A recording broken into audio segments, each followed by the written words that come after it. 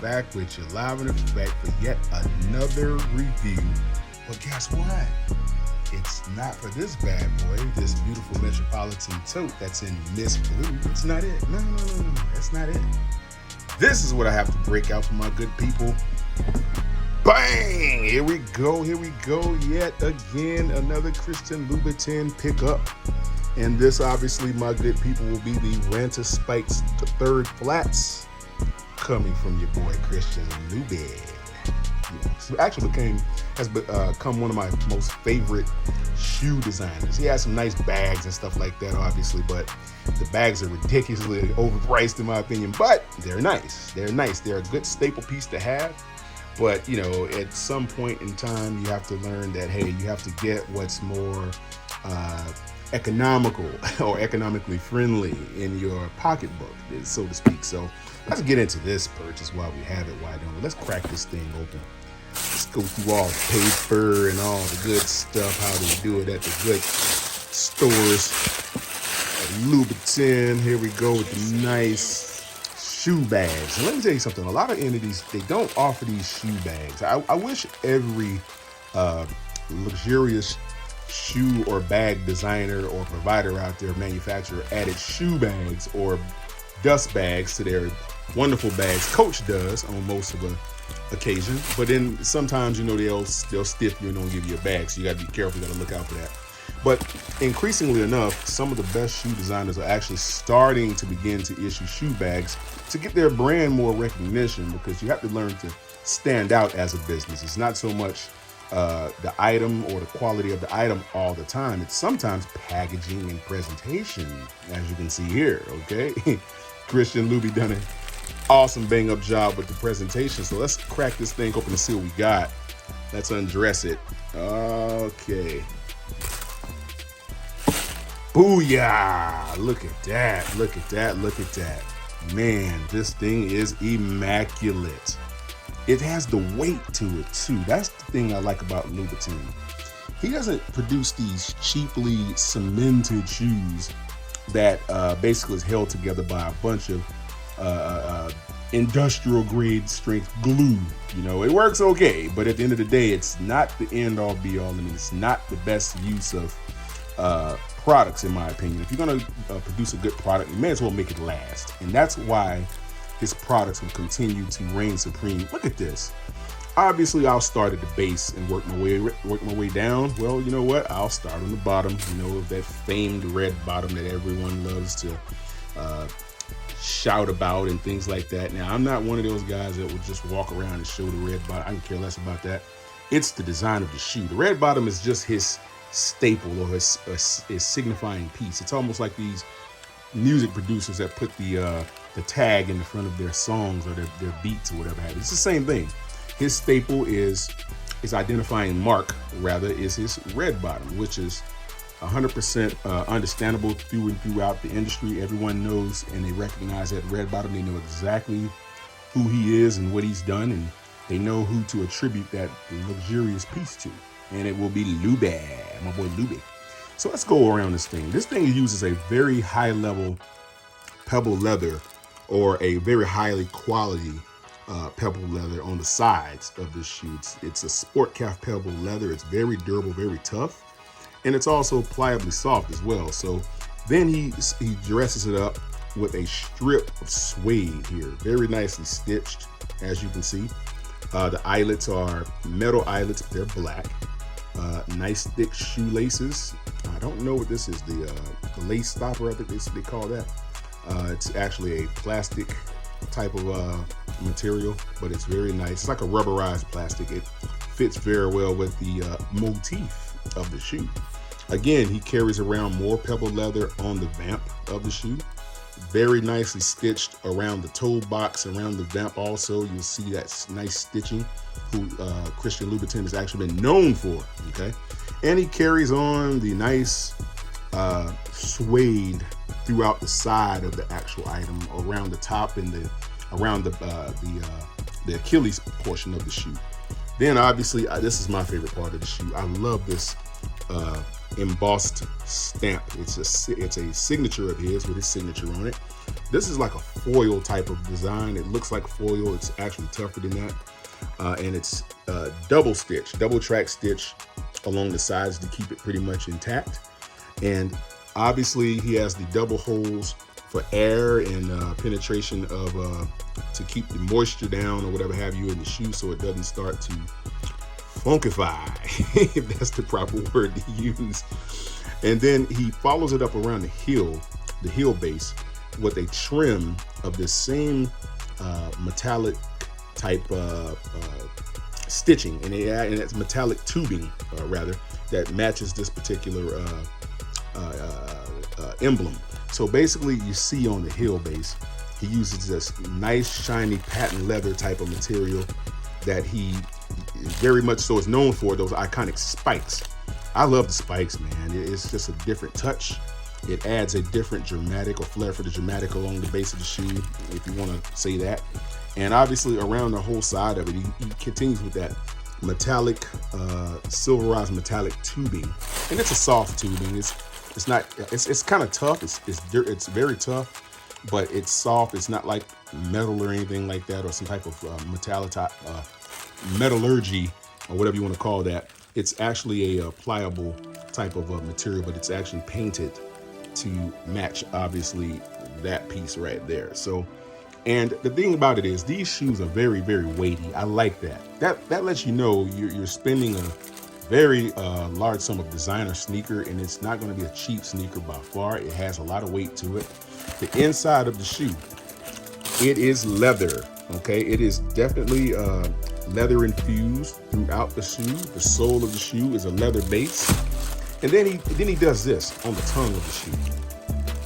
It's more of that patent leather type of material, but it's also purple, and it matches that backsplash along the heel base. And this actually changes color too when the sunlight hits it. It's like a deep purple, like a deep royal blue / purple, or violet, if that's what you want, or lavender, or whatever you want to call that. The pull tab on the heel is an extension thereof. It's the same thing, more of that. And that pull tab actually, that material is what's used here on the tongue, and more of the pebble leather. You know, it's stitched with more of that silver metallic base tubing. And then the inside, obviously, that's how you know you have a real Louboutin, because it's the heel or the sole insert of the shoe is also signified with signature and stamp on it. Get a nice little focus on that point. There we go. That's better. Made in Paris, obviously. I'm a 45 or 44.5, depending upon the shoe. So I'm 11.5 or a 12 in American size. This shoe is very, very well insulated and lined with leather, very well stitched. As you can see, there's no tattering or fraying anywhere. There's nothing in this shoe that's going to make you think twice about purchasing it if you are a person who likes luxury products like myself, you know. And I don't get it just for name, guys. That's not what Art Czar is about. We don't do it just for name, okay? We do it for the flair of the dramatic of the look and the quality, okay? The name is one thing. I don't care if I've ever heard of the person. It doesn't have to be some name on a billboard in Times Square, okay? For me to purchase it, I can care less about that. I like the quality, okay? I'll purchase something from another country that you've never heard of before if the quality's intact, okay? Because to me, that's what it's all about. It's all about quality. I'm a quality based type of person. That's what I stand for. That's what I'm about. And, you know, it's no different than these beautiful Louboutins, you know what I'm saying? So you guys need to go out and check out these. And for some reason, you know, I don't get a whole lot of watch time on YouTube about Louboutin. I don't understand why. I think he's an amazing designer. I like his materials. I like what he's doing. For some strange reason, I cannot get why more people don't like to watch his videos. And some people, you know, to each his own. Some people don't like all of the extra with the shoes, and they don't like, some people just like just a straight Air Force One, a white Air Force One with just plain lines, or a common project, or some plain sneaker. I have plenty of that stuff. But sometimes, guys, when you want to dress it up, dress it down with a sneaker, this is what you bust it out with. One of these, okay? You bust out a pair of these bad boys, the heads are going to turn. They're going to say, oh my God, you know, what's going on there? That's a beautiful That's a beautiful piece. Those are beautiful sneakers. What are they? Well, most people will know these are usually one of ones. Okay, they'll have a line of these they'll offer for a little bit of time, and then eventually they'll just discontinue that particular shoe and you won't see it anymore.